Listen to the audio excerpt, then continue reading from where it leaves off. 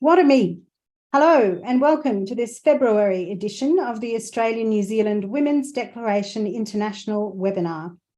My name is Janet Fraser and I'm the convener of the Feminist Legal Clinic in Exile, and our principal solicitor Anna Tech is doing tech tonight. I live and work on Darug and Gundungurra country. Wherever you're coming from this evening, we pay our respects to elders past, present and emerging in Aboriginal and Torres Strait Islander nations across the continent. And welcome to any First Nations women joining us tonight. And now to introduce our excellent panel. Ali Marie Diamond lives on Warring country, is a survivor of long-term childhood sexual, physical and emotional abuse. As a survivor into her teens, early adulthood, she found herself on the streets, in and out of mental institutions. With promises of a home, financial stability and friends, she found herself in prostitution. Escaping from this lifestyle a few years ago, she had what she can only describe as an out-of-body experience. As she lay dying, she promised to make a difference in the world. However, Ali was still fragile, and as we fast forward 20 years, she'd already been in 2 violent domestic relationships. With her 9 beautiful children, she finds her strength and leaves beginning her journey to self-discovery and healing. Now Ali remembers the promise she made as she lay dying all those years ago and shares her journey to empower women and our youth to be their strongest and most loving selves, while helping them recognise their gifts and heart to spread love and purpose throughout the world.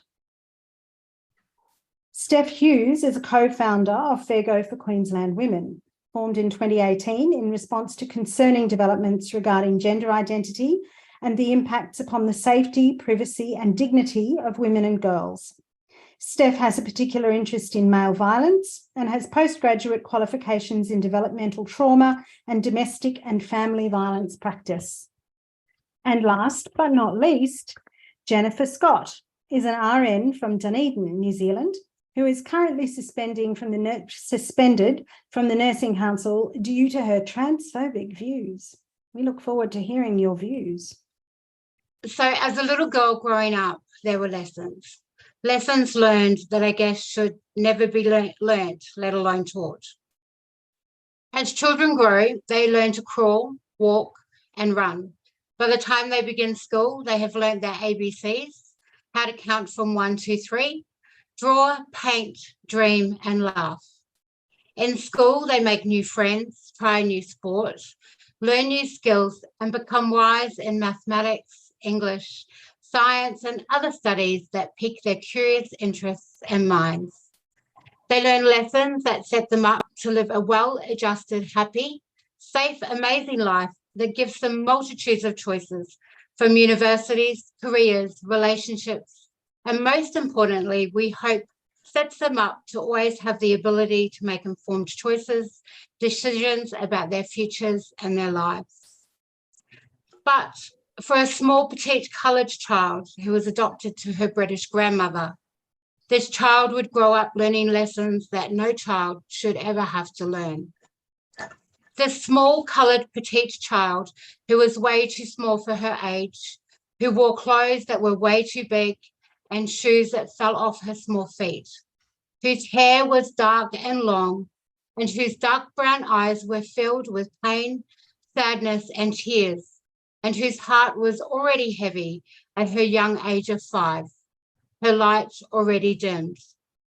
This little girl was learning lessons about how to survive from the tormentors in the schoolyard who shouted across the playgrounds, "Look, there's the dirty girl. Do you think she ever washes? Why do you think her clothes look like that? Did your mum get them out of the bin?" And then they would run away laughing, leaving this little girl to disappear into her make-believe world as she tried to shut out the terrifying noise.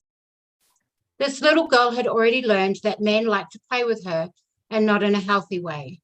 She had already learned the meaning of feeling alone, lost, and abandoned. She had already learned that no one would protect her or comfort her. She already had learned that she was different from the others, and not in a good way, but in a way that would make any nurturing, loving, protective mother's heart break. While other children played, she learned to disconnect. She would look up into the sky with tears in her eyes, and she would ask the question, why Why me? As the sky stayed quiet, the little girl learned to believe her differences, the colour of her skin. The violence she experienced was because she was unworthy, a rotten egg, a mistake, defected, that somehow this was her punishment for being a mistake. With no one to teach her differently, with no one to show her another way, with no one to nurture or love her for her uniqueness and gifts, she would dream of being born white like the other children in the playground. She would dream that she wore pretty dresses, shoes that fit, and she would dream that she belonged, that she had a family who loved her unconditionally, completely, a family who protected her from the bad men, protected her from the bullies, and protected her from the boys who would pull her pants down because they wanted to see if her private parts were coloured pink or white. The small coloured petite child was learning to disconnect, was learning that she was worthless, that she wouldn't amount to much, and that her life would never be hers, but that her life would always belong to the monsters who abused, bullied, and tormented her. It wouldn't be long before the years had passed and the small young girl would now be a young woman. She had already been sexually abused so many times she had lost count. She had been sexually, emotionally, and physically abused so much that she now just expected it from every person that she met. She expected it from the leaders in her family's church, her family, the babysitters' husbands, and the few friends she had, well, their fathers too. Sadly, her story of tragedy was only beginning, and as she attempted to end her life and her pain, she would find herself in and out of mental institutions for the majority of her teenage years and well into young adulthood. As she would wake from her tents and look around her empty hospital room, there would be no one there, and the feelings of loneliness would be more rampant now than ever. For somewhere deep inside, she still hoped that someone would be there telling her that she was loved, that she was worthy, and that she was meant to be.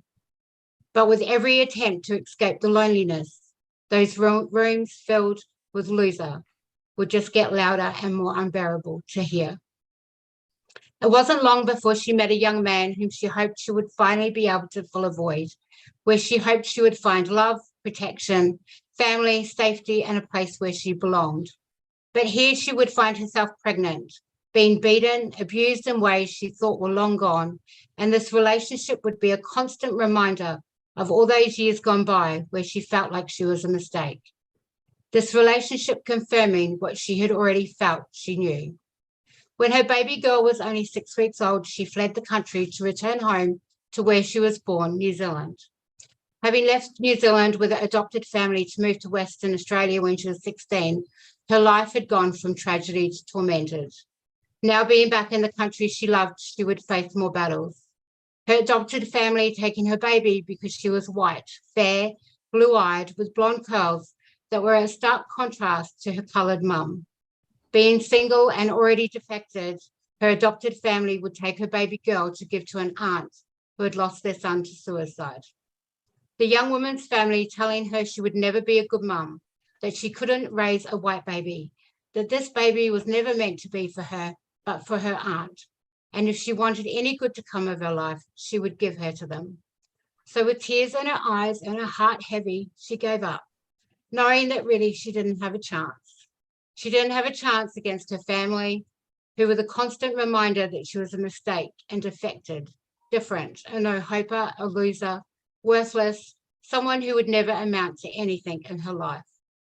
With the ministers from the cult she was raised in, to her adopted mum and family, they took her baby and they left without a doubt. It was only a matter of time before the world of exploitation, rape, and violence would become her new home. Already with feelings of worthlessness and hopelessness, this world would swallow her whole. Instead of being afraid and cautious, she strangely felt like she was home. Here she was offered all those things she yearned for as a young coloured girl. Even though they controlled her, they protected her. Even though they took her money, they looked after her. Even though they beat her, they provided her a home. Even though they sold her, they gave her somewhere to belong. Even though they raped her, they told her she was beautiful. And even though they were the ones who broke her, there were the ones who would hold her. Even though she cried oceans of tears and her heart broke endlessly every day, there was one who called her his, and she would try to please him every moment of every day. This was her life. And even though the torment was real, and even though she was in pain every day, she finally believed in hell and realized that her family and those bullies were right. She was exactly where she belonged and where she was meant to be. A place that put in perspective her unanswered questions of why me? The belly of the underworld, the answer she had been longing for, seeking her entire young life. And it would be many, many years before a light would begin to burn, where a seed would be planted, gifting her hope, and many years before that seed would take hold and grow.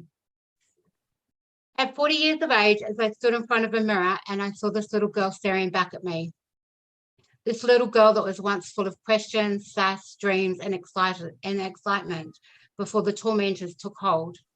This little girl whose eyes stared straight into mine, piercing my soul with a light that shook me to my core. This little girl staring back at me was me. Inside her journey, I soon realized the lessons that I had learned. As a young colored girl already, I was at a disadvantage and would have to fight harder to thrive and survive. Growing up in poverty, isolated and in despair, I was already disadvantaged to live a life free from fear. As a colored, disadvantaged young girl, I was already vulnerable and an easy target for predators, abusers, and tormentors. As a young colored, disadvantaged woman with no friends or support, a young woman who trusted no one and who'd never experienced love, I was easy prey for the pimps and the Johns of the underworld who knew all they needed to offer was somewhere to belong. As a young mum who already learned to disconnect, who had zero self-worth and thought herself as ugly, faulty, and a mistake, I was an easy target for those charming narcissists who dressed up as saviors, princes, and knights. With my baby boy cradled in my arms and my other children running around the yard, I knew that something needed to change. Somewhere I asked myself, surely if I was still here, despite everything I had thought, experienced, and lived, there had to be something more. Surely at least my children deserved more. In this moment, as I thought of them, I remembered the promise that I had made years before as I lay dying and seeing myself from another world. I became determined that my story would not be one of tragedy and despair, but somehow that it would gift hope, freedom, and save another from ever having to endure and carry the pain and despair that I wore. So one cold winter's evening, after my baby's boy's dad had kicked my young daughter in the side of the head with his steel-cut boot because she wouldn't surrender to his unwanted advances, I grabbed my children and we all walked out that door. This would be the defining moment of my life that would see me begin to walk down a path I never dreamed I would walk. I was determined to help women who were survivors of domestic violence, determined to create awareness around the men who hid behind their debonaires and charm. A friend asked me to cover a domestic violence rally, and it would be here that I would first hear an incredible woman speaking about her life in prostitution. And I remember thinking to myself, what? This is domestic violence? Why is she speaking about prostitution? As I listened intently with curiosity, a light went off inside my mind when I had realized that being in prostitution was never a choice, but something I had almost become groomed to endure. Through years of sexual, physical, mental, and emotional abuse, I had been exploited for all my vulnerabilities and tragedies that had brought me here. As I shared with her my story, it would not be long before I was standing in front of a crowd of people, speaking out about my own journey in prostitution and how I found myself there.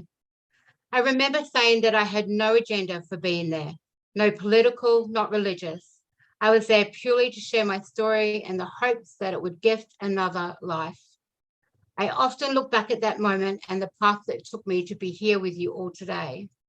It has been a path of ups and downs and curves and tunnels and hills and mountains, and sometimes roads that have only led to dead ends. But one thing I am sure of is that we are all meant to be here.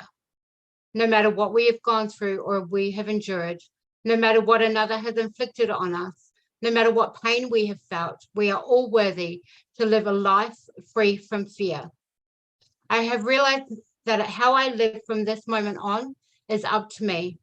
I have the courage to choose the pathways that I walk, and I have the power to design a life that I choose to love. For years, I let my family and abusive men feed off my pain, sorrow, and my soul, but no more. They no longer control who I am, who I was born to be, or who I choose to be. I freed myself from their power by letting go of the childhood that I wished for, and embraced and started being grateful for what I have now. You see, while I lived and focused on what had been stolen from me, I let my abusers continually have hold of me. By letting go of what was, I took back my power and my freedom for what is. This is my power, and I choose to use my story to give hope, freedom, and courage. As they try to hold me down with their voices still ringing in my ears, I learned to quieten them, but not silence them. For now, I gratefully receive their words as they become reminders for why I now do what I do, and that is to be a voice for the voiceless, being a light that shines so bright that those living in darkness who are lost can find their way out. As women come together, uniting stronger than ever, as we link arms and fight for the rights of those who have lost their fight to live, we create a movement so strong that together we become the brightest stars in the night sky, leading the way to hope, freedom, leading the way to a better future for our children and our grandchildren. But most importantly, we leave a legacy that we never gave up, that we fought together, and that despite our differences, we unite together with courage, grit, authenticity, integrity for a common cause, and that's to protect the rights of women and children, to show the world that women and children deserve more from life than to be bought, sold, abused, violated, and controlled. Together, united, we will gift hope and freedom for all. Thank you. Thank you all so much for the invitation to be here this evening. I know some of you have may be aware of my efforts in the past in relation to the quantification of male violence and criminality in Queensland and the impacts upon women's and girls' rights to privacy, dignity and safety. I would like to address another aspect of male violence, and that is domestic and family violence, and how the behaviour of some trans activists can be seen to follow the same patterns of behaviour identified in men who use violence, coercion and control in their intimate relationships. At the outset, I feel it's imperative to make clear that the people most impacted by the behaviour of males who might identify as transgender is the women who are partnered and the children of those males living in a perfect storm of what I'm about to talk about. And at the outset, I want to make clear my respect and deference to those with the lived experience in this regard. The title of my discussion today is Using the Duluth Wheel to Identify Abusive, Coercive and Controlling Behaviours. So some of you may be aware of the Duluth Wheel. It was created in the 80s in Minnesota, and it's a wheel. It has a number of spokes, and on the exterior there is recognition of physical and sexual violence. In the interior, there are the other ways that violence and coercion and control is perpetrated by males or perpetrators who use violence, coercion and control. Stark is a person who has been quite prevalent in domestic and family violence research, and said, I'm just going to have to move my things because I do not remember the quote.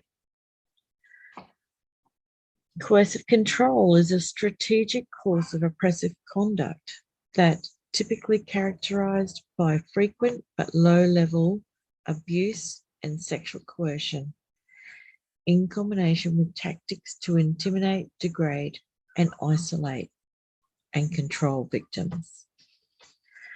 Now, anyone who has followed Fair Go for Queensland Women, which is a page that I am involved with on Facebook and Twitter, will know that I frequently refer to the long-term research that talks about the foundations of male violence against women.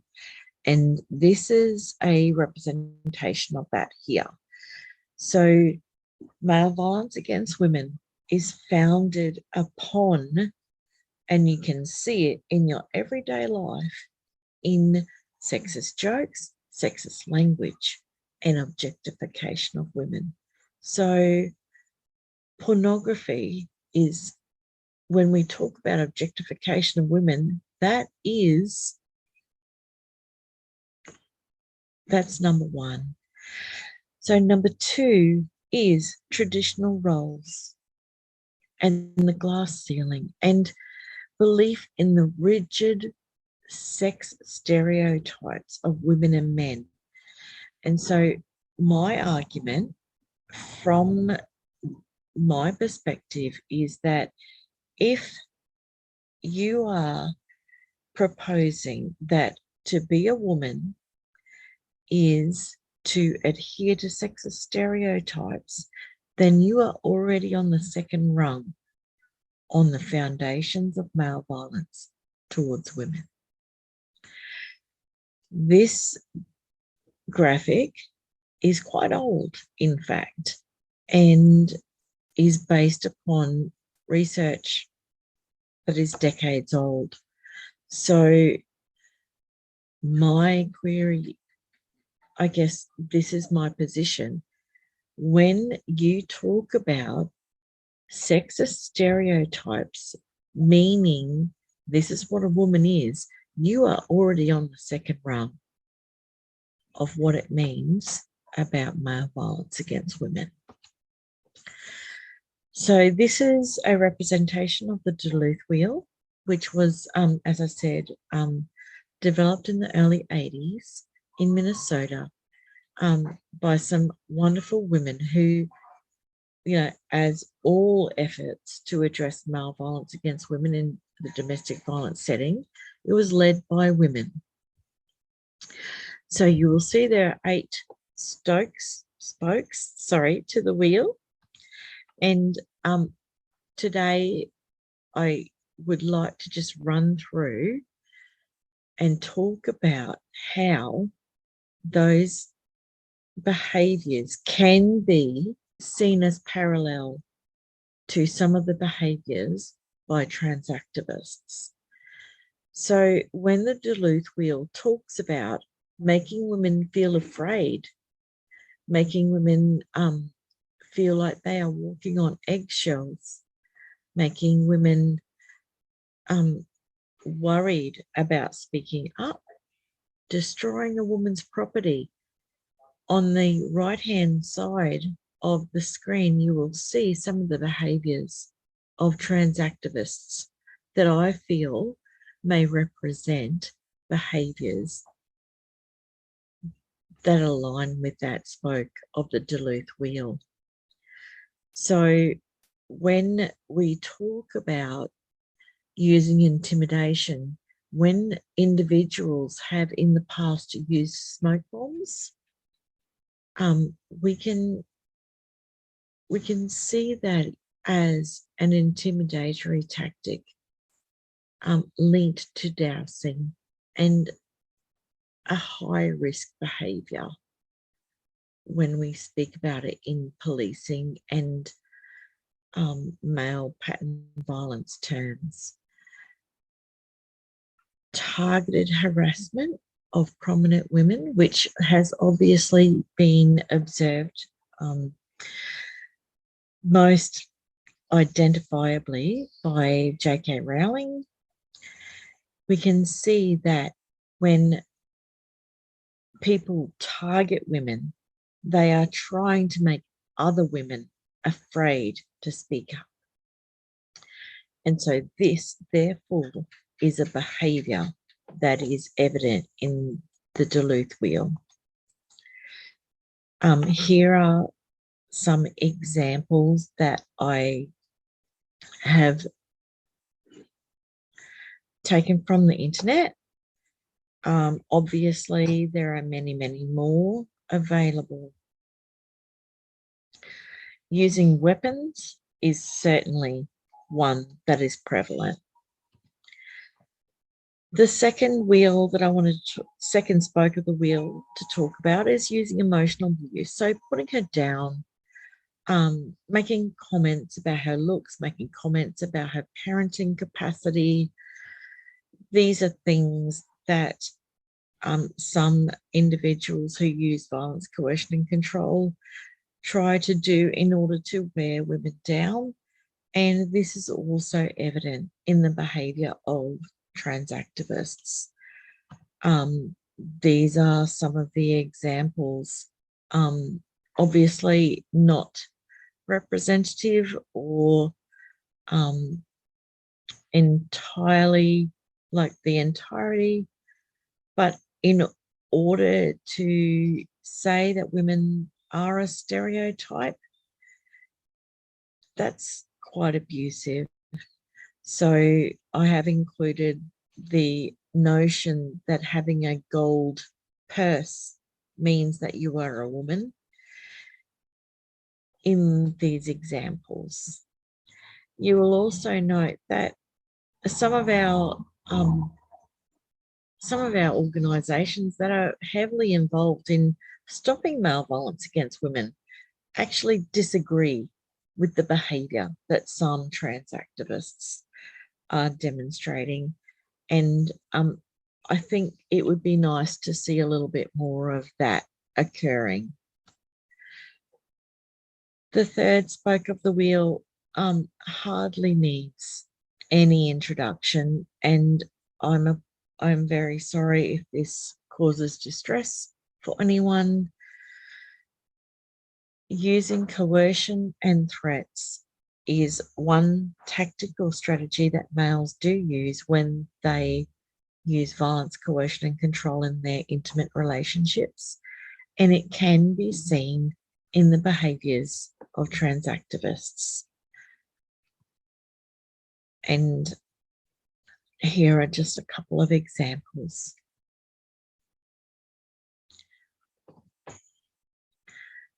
Some women have been quite seriously and negatively impacted by trans activists in the attempt to make them stop talking about their worries and stop talking about what they are worried about and their concerns in relation to trans activism and the institution of self-ID policies within government and society.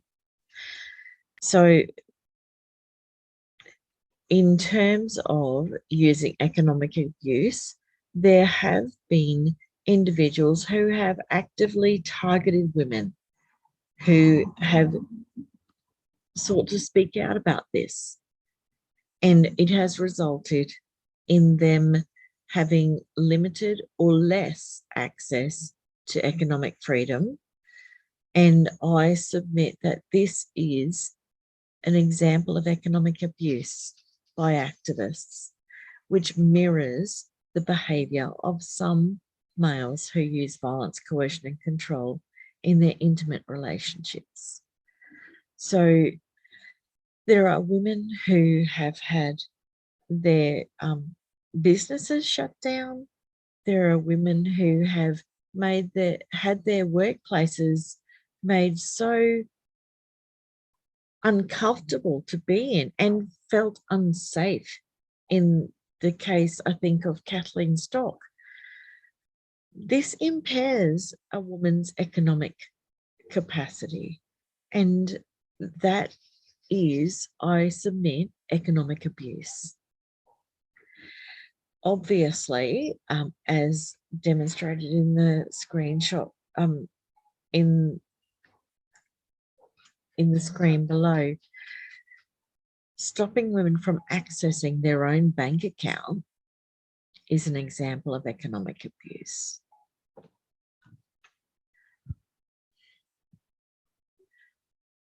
The Duluth Wheel also talks about male privilege, and so it talks, in this respect, it talks about males using their status as the head of the household or the man of the house, as the person who makes all of the decisions and the person who can veto anything that another person in the household says. And so in that respect, I submit that there appears to be behaviours in the transactivist community where individuals might try and veto women's freedom of association, freedom to say whatever they would like to say. And it is also evident, particularly and most egregiously, in the disparate,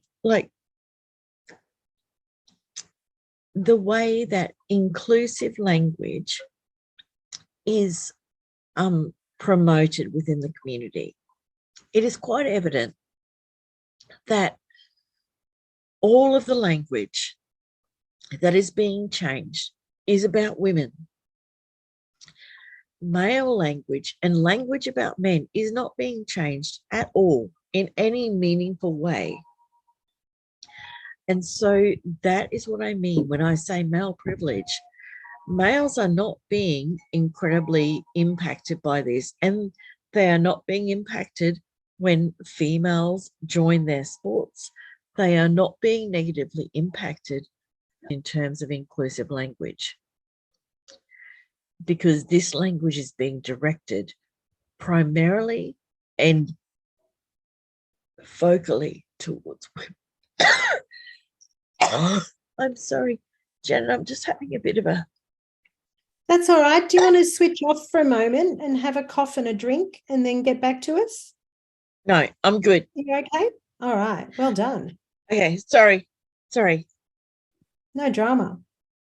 So another spoke in the wheel is using children. And I think for a lot of women and mums, this is really important and really quite a concern. When a man who is using violence, coercion, and control in an intimate relationship uses children, he might be using children in the ways demonstrated on the left. In terms of the use of gender identity, children are being, perhaps, like lots of people have considered, that they are sending their children to school and those children are being indoctrinated to views that they do not believe in. And certainly some children appear to be being told things that are simply not true. So some individuals have made comment around how conversion therapy, in inverted commas, bills and other bills are encroaching upon parental responsibilities and encroaching upon people's freedom of belief, and therefore imposing on people beliefs that they do not hold. Some of those examples might include the erosion of safeguarding that most people generally understood until not all that long ago, where it was accepted that an adult person cannot and should not ask children to contact them privately. Lots of individuals using from within the confines of gender have sought to ask children to contact them privately, and a lot of people are very worried about that because of the safeguarding issues that have come along with that.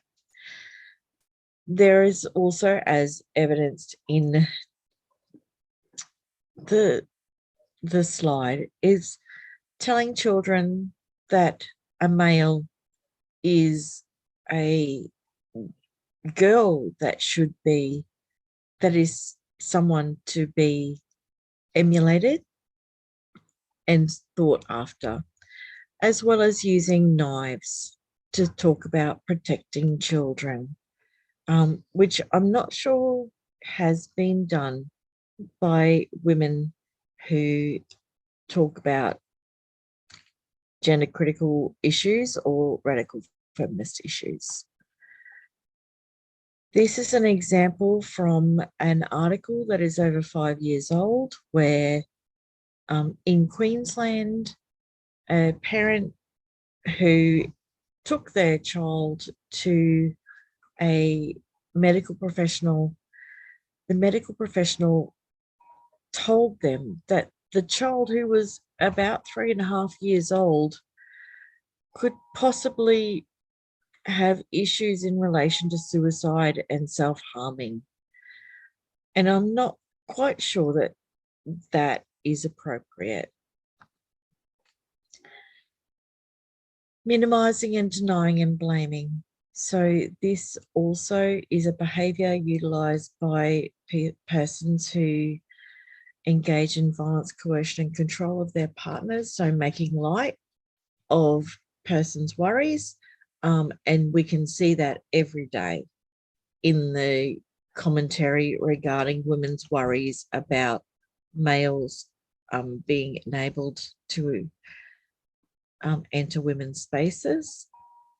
And here are a couple of recent examples from Queensland and an older example from an individual from the UK. So it seems that regardless of what women say, our worries will be discounted. Using isolation is a further spoke in the wheel, and an example of that might be disallowing women to meet on their own without males present, telling women that their views are not okay, and using slurs to refer to women who wish to meet. So trying to smear women who seek to meet. And in November last year, there was a Queensland example of that behaviour, and a further example later of individuals seeking to find where women were meeting and try and attend where they were meeting, which could harken back to the use of intimidation. In the bottom right-hand side, you will see that a federal politician has attempted to stop a woman attending Australia to talk about women's issues. And that, I submit, is an attempt to isolate Australian women from the international community of women who have a very genuine concern about what is occurring. When we talk about domestic and family violence, one of the things that we need to talk about is interrupting behaviours and shifting behaviours. And sometimes you can do that. And sometimes it's about just moving forward as an individual away from that individual. So in terms of this situation, keeping in mind what we know about domestic and family violence practice and how we address domestic and family violence practice, using the Safe and Together model, one of the things that we do is that we document behaviours. So we keep a very clear record of what has occurred. So some of the things that we talk about in terms of this is being really clear in our language around what has occurred. And I think Redux and some other places do a very good job of that. For instance, when they have spoken recently about the physical assault of a woman by a male who appears to be a trans activist and has recently been charged. So naming the behaviours accurately and being descriptive is important. So when we are talking about behaviours, being really clear, this individual is a male who identifies as transgender. For example, some people have different preferences in relation to how they refer to individuals, and that's cool. But being descriptive and using sex-based language when appropriate. Seeking systems-based responses to unacceptable behaviour, because for far too long, I believe there have been behaviours from certain individuals that have not been acceptable, but have gone under the radar, so to speak. And they need to start being recorded as unacceptable. For example, in terms of the using intimidation spoke of the Duluth Wheel, multiple comments to women about how they will refer them to police could perhaps relate to that. Some of the things that women can do, and men, obviously, who seek to support women, these behaviours need to be interrupted, and that's what we do in terms of domestic and family violence, and that's what I submit we should be doing in relation to these behaviours. So documenting the behaviours and reporting the behaviours to, as recommended in all protective behaviours training, documenting and reporting to people who can help. So your local council, your local state member, your local federal member, federal and state policing ministers, including the federal police, and also including and considering the special rapporteurs for violence against women and their causes and consequences, as well as the special rapporteur on torture and other cruel and inhuman, degrading treatment and punishment. And I refer to them in particular in relation to men being placed in women's prisons, which I have a special interest in ensuring does not occur. But unfortunately, it is occurring. Also, there are many women in Australia and internationally who are working on this issue, and they could also help. I am the suspended registered nurse in New Zealand because I spoke out against the trans agenda and received lots of complaints for my online meme posting. So Nursing Council had suspended me about a year ago now, just over a year ago. And that was mostly because I refused to engage with them after I was mandated out of work anyway, and so I was just angry about everything. They've received some more complaints about me, so I'm going to be reintroduced to the conduct committee in future to talk about my suspension. So I'm really looking forward to that, because I've got a lot of evidence now from international and in New Zealand to prove everything I'm talking about. So I wanted to talk tonight about two areas, which was about speaking out in the workplace, especially in the medical field, and also what type of research to look out for that are the red flags in the transgender healthcare research, because there's so much coming out, and it's really important to know as clinicians and other people reading the research, the scientific research from their side, how to know that it's pseudoscience and that it's bogus. So what I did when I was nursing and fell down the gender rabbit hole, like Steph said about documenting. So I knew that I had to be a whistleblower in the workplace that I was working, which was in mental health. So what I did was that, and this is what others can do around, is we have the two guidelines in healthcare. Ministry of Health produces this one, and then this one. So what you can do is you can go through those guidelines and then go to your workplace guidelines. And this can also be in schools as well, because the gender identity is being taught in schools, and then of course these kids end up in the mental hospitals or being seen by healthcare practitioners, is then go through and you will have policies and guidelines called child abuse and neglect intervention guidelines, and violence intervention and child protection policies.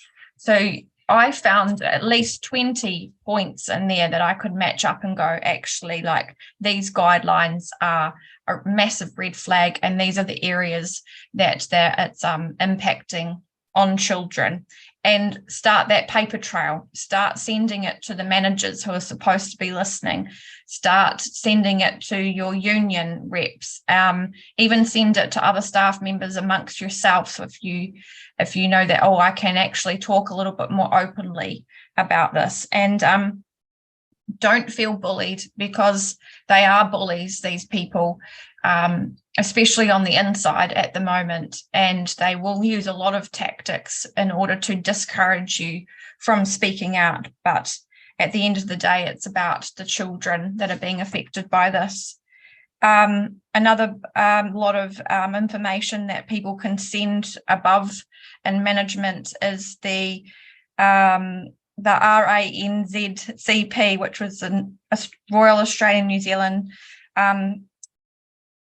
something of psychiatrists and psychologists. They released a position statement a few years ago, so you can use that as well. And there is also legal documents written up already over from the States for a parent to use if a clinician is trying to actually trans your child. So then I was going to talk about the research. So with transgender healthcare, there's lots of it which uses the words transgender, and it uses the word cis, and they're making this research is based on a clinical assumption that the child is trans.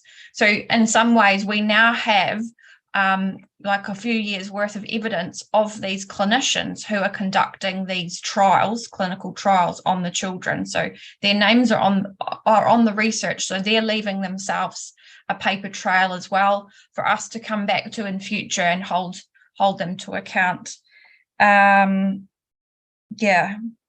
These clinicians are revealing themselves, and it's written in ideological language and is very biased. And of course, there's no long-term follow-ups. It's all just very simple about, I asked them in a quiz how they felt before starting. Out of 10, did you feel happy, before starting puberty blockers, and they say yes, and after puberty blockers 6 months later, did you still feel happy? And they say yes. There's no science behind that. That's not proper research that's going on. So then as well, I guess in New Zealand, that if people are wanting, because I wrote my document in not last year, the year before, New Zealand and gender dysphoria in youth. I've sent it to many politicians. So if healthcare professionals or education providers want to read it, then you can email me at suffragettesnz@protonmail.com. And so what I did at the time was, as well, I just knew what was coming for us and where we were heading. And so that's why I wrote it.